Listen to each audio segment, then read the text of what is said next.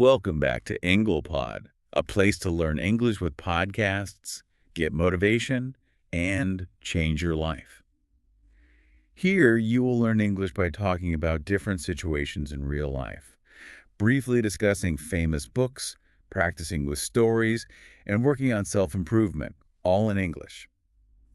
Today, we have a very important mission for you. We're doing a deep dive into a very famous book. That's right. The name of the book is Mastery. The writer is Robert Greene. Yes. And this is one of the most powerful books about success and finding your purpose in life. It really is. Our deep dive today, our mission is to act as your guides. We're going to study the 6 stages, or the 6 steps that the book talks about. That's right. So this deep dive, it's a guide for you. It helps us understand how to become very, very good at a skill. Mm-hmm. This level of extreme excellence is what Robert Greene calls mastery. We're going to study all 6 steps for this long journey. And our goal is specific. We really want to help you understand how to find your unique path. Your own path. The one job, the one skill that is just perfect for you.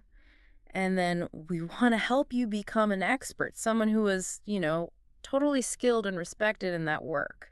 This deep dive is like your shortcut to understanding the whole process. Exactly. Okay, let's start at the beginning. Before we even talk about the steps, we need a simple, clear understanding of mastery. Right. What are we even talking about? What does this word truly mean? Mastery is. It's more than just being okay at something or just being good. It means being an expert, being completely, deeply skilled. Think about the word master. A master is someone who has complete command over their skill. They don't struggle with the basic tools anymore. Yeah, the basic rules are easy for them. The skill has become a part of them. It's natural. Have you ever seen people who are just amazingly good at something? Oh, all the time. Like maybe a musician could play really complicated music, but it looks so easy. Or an artist who can paint a beautiful picture in no time at all. Exactly. Or a football player who moves so fast and so, accurately, it almost looks like magic. These people are the masters, and when you watch them work, it really looks like they were born to do that job. It does. It looks like the work isn't hard for them at all. And this is something called the paradox of expertise. A paradox. What Uh, does that mean? a paradox is a surprising contradiction, something that seems strange but is true. So the master's work is very, very difficult, but they make it look simple and easy for the person watching. Yes, that's it. They work very hard, but they hide the effort. And the quality of their final result is always very, very high. Always. Because of this high quality, people respect them deeply. They get great respect from other people because of their command over their skill. And when you look at these masters, it often seems like everything in their life is just working well. Right. Why is that? Well, it's because they are on the correct path. They have found the one thing they were meant to do. Their skill, their work, and their life are all coordinated. They're aligned. They are aligned, exactly. Yeah. So what does this alignment mean for you, for the listener? The main idea of Greene's book is that this level of alignment is possible for everyone. The goal is for you to find your unique right path. The work you feel you were born to do. Yes. And that is such a powerful, life-changing idea. It is. It's not about just, choosing a job. It's about choosing a destiny. Exactly.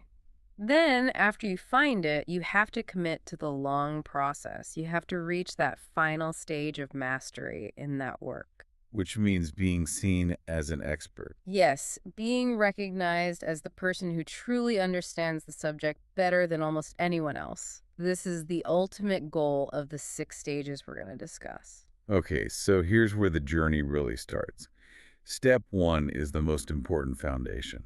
It's about finding what Robert Greene calls your life's mission. Right. And green starts with a fundamental truth, a basic truth. You are unique. Unique. So one of a kind. Exactly. There is no one else in the world exactly like you. Think about yourself. I mean, your family, your experiences, the country where you're born, the language Hmm. you speak. Even your DNA, that small biological code inside every cell, it's unique. There is only one of you. So because you are unique, the book argues, you are here for a specific reason. A special contribution. You have a special mission or a special job to do in this world that no one else can do in the exact same way. So the first and probably the most difficult job is to find that mission. How do we do that? How do we discover our unique job? Well, the challenge is listening to the right source of information. The book says we must listen to the inner voice. The inner voice. Yes. This is that deep feeling inside you. It's the thing that tells you what excites you, what you find important, and what path just feels right. But sadly, so many people make a big mistake. A huge mistake. They don't listen to this quiet inner voice. Instead, they listen to outside voices. And these outside voices are very loud. They are. They're the pressures from society, from your family, or from the media. We call these external pressures outside voices. They tell you what society thinks success is. Can you give us some examples of these outside voices? What do they sound like? Oh, they're very common. They tell you to focus only on getting rich on wealth. Right. Money, money, money. Or they tell you to chase fame, getting a lot of attention on social media or TV. Another one is, you must make your parents happy and proud. Well, that's a big one. Even if that means choosing a job you absolutely hate. Or getting a high level of education, like a specific university degree, just because everyone says it's the only way to succeed. Exactly. And these outside values, these external pressures, are like a loud noise. As we get older, this noise starts to, well, it kills the inner voice. You forget. You forget what you truly loved when you were younger, and you start living a life that someone else chose for you. That's a scary thought, isn't it? It is. We prioritize external rewards money, status over internal fulfillment, and the problem is those external rewards can just disappear, leaving you with nothing that really matters to you. So if we've ignored the inner voice for many years, how do we find it again? Robert Greene says we have to go back in time, look back at your childhood. To when you were a kid. Yes. When you were a child, what were you very curious about? What subject naturally called you without anyone forcing you? What did you spend hours and hours doing without even realizing time was passing? That's a great exercise. Because it's often during childhood that our true intelligence, our real passion, shows itself. Yes. Everyone has different intelligences, right? Right. Some people have a natural math intelligence. They just see patterns and numbers. Others have artistic intelligence. They see beauty in colors and shapes. Or sports intelligence. They understand how the body moves. Or even like money or business intelligence. They just understand trade and value. Exactly. And your true path, your true mission, is connected to this special natural intelligence you were born with. So if you look back at your whole life, your childhood games, your hobbies as a teenager, your early interests, you can find a continuous line. A thread. A thread, yeah. You always had a sense of what you were good at or what truly excited you. That inner voice was always there whispering, even if you didn't listen. But if we completely ignore this inner calling and we only follow the outside pressures, the consequences are, well, they're severe. It's that feeling of being lost. Exactly. You might reach age 25, 30, or even 40. You have a job, you have money, you have status, but you feel empty. You hate your job. You hate it. You're looking at the clock all day, just waiting for the workday to end. You have no desire to improve in that job because it's not yours.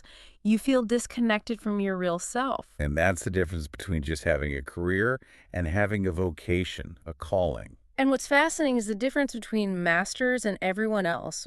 For true masters, their work doesn't feel like work. It's not just a job for a paycheck. No, it's a space for them to express their deepest feelings, their values, their personality. They are happy to do it because they are being their true self. But wait, I have a practical question. I'm sure a lot of our listeners are thinking about this too. Okay. It sounds great to listen to your inner voice. But what if you're 35 or 40 years old? You have a family, you have bills to pay. Is it too late to change? It feels like a very big risk to just stop a stable job and follow a childhood curiosity. That is the most common fear, and it's a very real fear. It does feel like a huge risk. But Green is very clear about this. It is never too late to change direction. Really? He says the consequences of staying on the wrong path are much, much greater than the risk of changing. How does he support that idea? Does he have examples? He uses powerful examples, including his own life. Robert Greene, the author of this book, is famous for his books on power and strategy, but he found his true mission writing at age 40. 40 years old. Wow. That gives me hope. Right. Before that, he did many, many different jobs. He was a translator, a hotel desk clerk, an editor. He was chasing money. He was chasing fame. He was listening to the outside voices. He was, and he felt he had lost his unique identity. He was miserable. So what happened when he took the risk? When he finally took the risk, when he stopped everything else and focused only on writing about strategy and power, which was his true passion, good things started to happen. His unique voice was heard. Exactly. His first book, The 48 Laws of Power, became a huge success. The risk paid off because he aligned his work with his true self. That story connects back to meaning, doesn't it? Yeah. When you see yourself not just as an employee, but as a character in a bigger story, a character with a mission. Yes. It gives your life much deeper meaning. So much more meaning than just the size of your paycheck or how famous you are. So the message of step one is simple but profound. Invest the time now to identify that core curiosity. That is the first battle in the journey to mastery. Find that unique self and commit to it. Okay, that brings us to step 2. Now we move to step 2. Apprenticeship. Apprenticeship. That word means a long period of training, right? Exactly. Once you find the path, the passion, the mission, that is just the spark. That inner fire is not enough. You must learn the hard, practical techniques and skills to succeed in that path. So this step is the hard work. It's the training. Yes, you must be disciplined. You must be patient. This is the stage where you have to overcome the battle against impatience, wanting things too fast. Okay, let's talk about the common mistakes in this phase. The first mistake is rushing. People want quick results. They want fast recognition. They want fame now. Especially now in the modern world of social media. Yes. They want compliments. They want people to say, wow, you are so good. You are a genius after only 6 months. But the truth is, true skill takes time to bake, like a good bread. You just can't rush it. So the advice from Robert Greene is a really powerful concept. Delay being seen. Delay being seen. I love that. Don't focus on fame. Don't focus on getting attention. Just focus only on improving your skill. The more time you spend learning and training in quiet without looking for compliments, the better you will be when you finally appear to the world. Quiet learning is the source of deep power. it really is. Think about a great architect. Before they can design a big building, they have to learn about materials, structure, engineering, history. All the basics. All the basics. If they rush to build their first skyscraper, the building will fall down. They have to spend years just drawing, testing, and learning the rules before they can truly innovate. Okay, so that leads to danger number 2. Focusing too much on money too early. He calls this the money trap. Yes. Many people start their chosen mission, but immediately their main priority is making money. They focus on the paycheck instead of improving the skill first.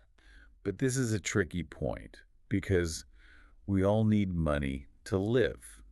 We have to pay for food, rent, all the necessity. Absolutely. And the book is clear, money is necessary for survival. But money should not be the priority in this apprenticeship phase. The skill should be the priority. The skill, the knowledge, and the quality of your work must be the priority. So what's the balance then? Green's advice is very practical. Make enough money to live comfortably, but put your main energy, your main focus into mastering the skill. So don't take a high-paying job that teaches you nothing. Exactly. If you prioritize money too early, you will get neither much money nor mastery in the long run. You'll just be stuck in a mediocre middle ground. So the goal in step 2 is purely practical. To become incredibly good at the fundamentals.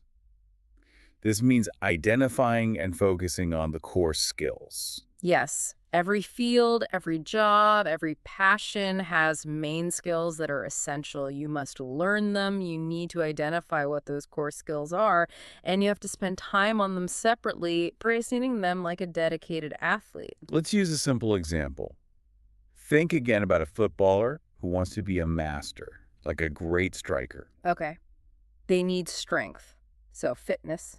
They need speed, running fast. They need technical accuracy, like kicking the ball perfectly. And teamwork, connecting with others. Right.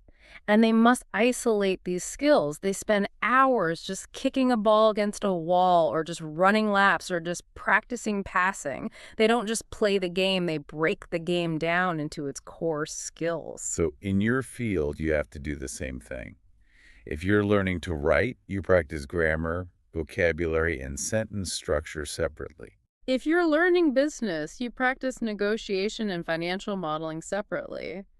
Find those core skills. Focus your energy only on those main skills. And this requires a long-term view. It does. A person with a weak mind sees work and life as completely separate things. I work from 9 to 5, then I live. Work is just a transaction money for your time. But a strong mind, the mind of a master, sees work and life together. Work is an extension of life. It's a chance to show your deepest values, your integrity, your commitment. So if work is part of your life, you need a long-term plan. You do. You can't be satisfied with small, short-term rewards, a small raise, a small compliment. You have to constantly try to get better every day, every year. You have to know that the real reward is the skill itself, not just the money it brings today. And that's the discipline required in the stage of the apprentice. Yes. And this phase is long. It can often take 5 to 10 years or sometimes even longer. The apprenticeship is a long period, and time is precious. That leads us directly to step 3, finding a mentor. Right. What is a mentor? A mentor is a guide. It's someone who has already walked the path you are just starting. They've already gone from the beginning, from point A to the destination point B. And they are crucial. They are so important because they save you the one thing you can never replace: time. Time. They help you avoid serious problems. They help you avoid mistakes that can hurt your reputation, waste your money, or just completely stop your progress. And time is the only thing we have a limited amount of. It is so precious. Without a guide, we waste time doing something called reinventing the wheel. Reinventing the wheel, that just means trying to figure out things alone, things that other people already know. Right. Imagine you're building a wooden cart. If you don't have a guide, you might spend 3 years trying to figure out that the wheel needs to be round. A mentor simply says, the wheel is round. Now, let's move on to the next problem. That saves you years of struggle. A good mentor gives you the map. They save you years of mistakes. They give you specialized knowledge, the secrets of the trade that you can't find in books or university courses. Yes. However, There is a psychological trap here. Having a role model or a mentor does not mean you copy them completely. Ah, right.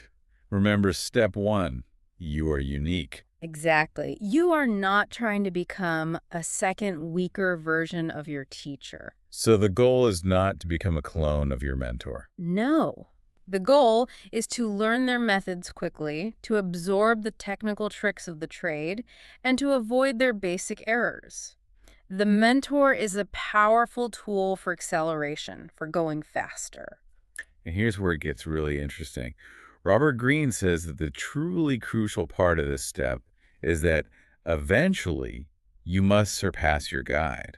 Yes. You must become better than your teacher. That is the ultimate test of mastery. If you stay forever under the shadow of your mentor, you never become a master yourself. You just stay the apprentice. So to surpass them, you need to use your unique eye.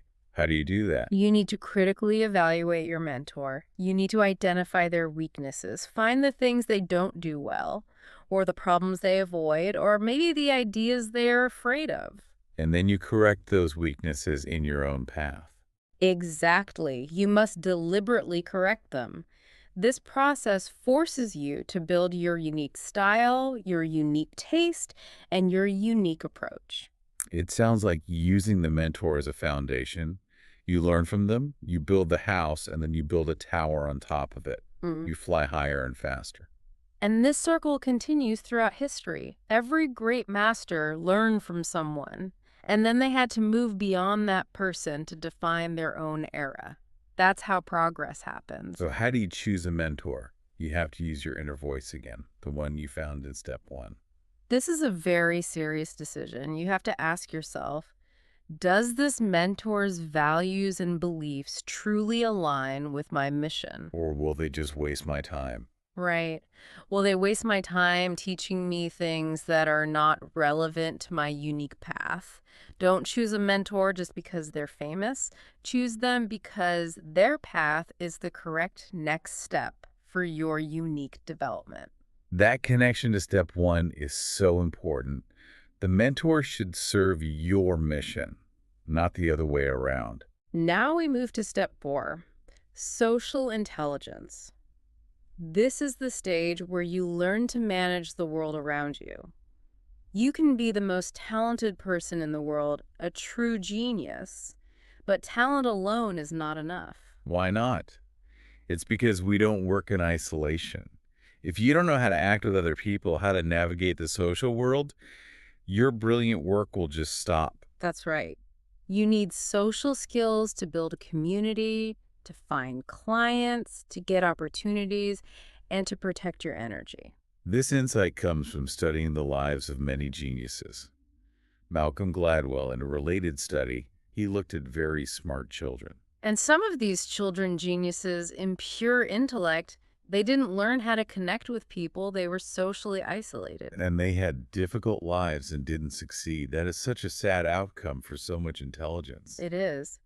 But other equally smart children, they learned social skills. They understood how to work with others, how to network, and how to present their ideas effectively. And these children became very successful. So social connection isn't just a soft skill. It's a powerful, practical tool for success. It is, and the focus here is tactical. Do not waste your limited energy on social problems or fighting political battles in your workplace. Use social connection as a tool, a necessary tool to help you reach your ultimate goal of mastery. Social intelligence is really about energy management. And to manage this social environment correctly, you have to understand natural human traits. Robert Greene discusses many, but we'll focus on 2 key features that can destroy potential masters. Okay, feature A is envy. This means jealousy. Envy is that feeling of resentment or sadness when someone else has something good that you want. People often don't talk about envy, but it exists everywhere. In every society, every office, every family. And if you don't understand and control it, envy can hurt you deeply. So what's the biggest mistake people make with envy? When you are still learning, especially in the apprenticeship phase, do not show off. Do not brag about your small achievements. Don't seek constant attention or praise from everyone. Why does this happen? People who are still developing feel threatened by your fast progress. If you draw attention to yourself too early, you become a target. And what's the result of becoming a target? You waste your energy arguing. You waste time dealing with social conflicts, office politics, or people trying to sabotage your work. And that precious energy should be focused entirely on improving your skill. Right. So the smart way, the master's way, is to quietly learn the skill. Reach mastery in a calm, almost secret way. Let your work speak for you, not your own words. When your work is undeniably excellent, envy still exists, but it can't stop you. Your skill protects you. Now, feature B, conformity. Conformity just means trying to fit in perfectly. Humans are social creatures. We naturally want to belong to a new group, a new team, or a new company. And when you join a new group, they have beliefs, they have traditions, they have rules. But you, the unique person from step one, you have your own unique beliefs. The danger here is subtle, but very real. You might ignore your own unique beliefs.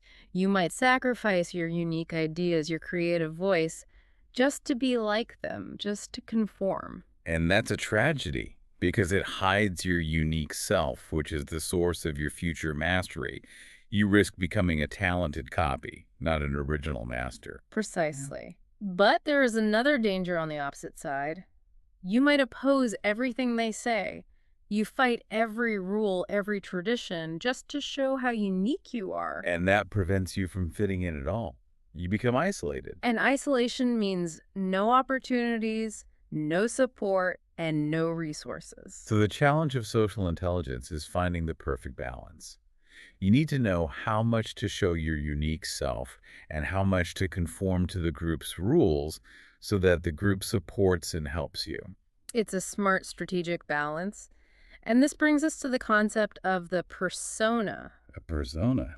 What's interesting is that we naturally adjust our behavior. We act one way at home with family, another way with close friends, and yet another way at work. This is normal and necessary. And Robert Greene calls the work identity a persona. A persona is a specialized work personality. It's a tool. In your workplace, you should strategically create a persona that clearly shows your most powerful professional values, like discipline, focus, and integrity. This work personality helps your career move forward by managing what other people expect from you. So it's not about lying. It's about choosing which parts of your unique self are most useful to show in the professional environment. Exactly. By presenting a focused, strong persona, you protect your inner creative self from all those external social distractions, allowing it to focus on step 5. Okay, so we've learned the rules, we found our mission, we got our guide, and we managed the social world. Now we move to step 5, creativity. Yes. The previous 4 steps were about absorption, about learning the foundation. Now you must move to action and add your unique creativity. You have to build your unique branch, your signature style. You learn the fundamentals of the tree trunk. You learn the techniques from your mentor. Now you have to make the work yours. You have to prove that you didn't just copy. You internalize the knowledge and can now expand it in a new, original direction. And the biggest mistake people make here is reaching the comfort zone. Ah, the comfort zone. An easy, comfortable place where everything feels safe and routine. They learn the skills, they're paid well, and they just stop being creative. They follow the rules they learned, and they never build their own unique path. They become competent employees, but they never become masters. All truly successful people, all masters in history, whether scientists, artists, or business leaders, they all added their own creativity. They created their own signature after their long training period. They moved past the rules. They did. So how do we push past the comfort zone and unlock deep creativity? Robert Greene highlights 3 critical features that masters use. Let's look at the first one. It has a complex name, but a simple idea. Okay. Feature 1, negative capability. This is a difficult name for a powerful habit. Delaying conclusions. Delaying conclusions. Okay, what does that mean in simple terms? When we read a book, or hear a new theory, or get a new piece of information, we have a very strong human desire to decide fast. We say quickly, "This is right, I believe it," or "This is wrong, I reject it." We rush to judge and categorize the information. And why is that bad for creativity? Creative people actively fight this rush. They delay this decision. They wait. They create a new space in their mind for thinking, for checking the idea, and for rechecking it from different angles. So they're comfortable with uncertainty. They don't need an answer right away. Exactly. It's a kind of mental patience. Delaying the conclusion gives you mental time. It gives you time to gather more information, to let different competing ideas exist in your mind at the same time without fighting. And that allows you to be more original and creative because you're mixing information instead of just choosing a side. Don't rush to judge the problem. Rush to understand it completely. The opposite of negative capability is confirmation bias, only listening to things you already agree with. Which leads perfectly to feature 2, an open mindset. Many people have a closed mind. They only study what they already agree with. They avoid new ideas. They avoid information that challenges their beliefs. They feel safe in their closed box. And this severely limits the information they receive. If you have limited inputs, your creativity, which is based on mixing those inputs, will also be limited. Your world becomes very small. So the recommendation is very simple, but it's hard to do. Read and study outside of your immediate field. Yes. Increase your general knowledge about many different things: history, science, art, philosophy, everything. Because true creativity often comes from connecting information from one subject, let's call it subject A, with information from a completely different subject, subject B. The masters are those who can see connections between subjects that the average person just cannot see. Can you give us an example of that? Sure. Think about Johannes Gutenberg, who created the printing press. His invention changed the world, but he didn't invent all the parts from nothing. He was a goldsmith, but he looked at other technologies. The mechanism he used to press the paper and ink together came from the wine press, a device used for making wine. So he took the powerful mechanical press from winemaking, subject A, and applied it to text, subject B. Exactly. That amalgamation, that connection is the essence of true creativity. So the broader your knowledge, the more wine presses you have in your mental inventory to solve new problems. Precisely. And finally, feature 3, the importance of rest and sleep. This sounds easy, but it is so often ignored. We live in a world that tells us to work 24 hours a day, 7 days a week. But sometimes focusing very hard on a problem actually stops us from having a good idea. We try too hard, and our conscious mind just gets stuck in the same loop. The answer doesn't come. It's the power of the subconscious mind. Yes. If you leave your work, take a short nap, or just rest your mind by taking a walk outside, the brilliant idea might come later, suddenly, when you're not even thinking about it. Your free mind can connect ideas from other different places without the pressure of needing an immediate answer. So allowing your mind to rest is a strategic tool for generating breakthrough ideas. It is. Step 5 is the battle against the comfort zone, pushing the boundaries using patience, broad knowledge, and strategic rest. It's about building your unique signature into the work. And that brings us to the end of the journey. We have reached the final stage. Step 6, mastery. This is the stage of being a complete expert where all the effort and the risk finally pay off. So after all the steps, The finding, the learning, the guiding, the social management, and the creativity. What is mastery itself? It is the perfect, seamless mixing of two important and opposite things. What are those two things? The first thing is your inner feeling, your instinct, your intuition, your creativity. This is what you found in step 1 with the inner voice and developed in step 5 with creativity. This is the unique, emotional, and original part of you. And the second thing is your skill or your technique, your logic, your technical knowledge, your practical ability. This is the hard discipline you learned back in step 2, the apprenticeship. This is the measurable, objective, practical part of your ability. Mastery is the ultimate state. It is having both your original creative instinct and the technical skill to execute that instinct perfectly. The two elements become one. They do, and we can see the difference when we look at different stages of life. Like children. Exactly. Think about children. They have a lot of creativity and instinct. They draw, they imagine, they invent games, but they have no skill or technical ability. So their brilliant ideas don't usually lead to a lasting, powerful result. They can't execute the idea perfectly. Then think about many adults. They have skills, they can do the job exactly as they were taught, but they've lost their instinct and creativity. They're just following rules and procedures. They are competent, but they aren't innovative. Mastery is the perfect combination. You have the original, unique instinct, the vision, and you have the technical ability and discipline to make that instinct real, powerful, and useful to the world. You are fully self-sufficient and independent.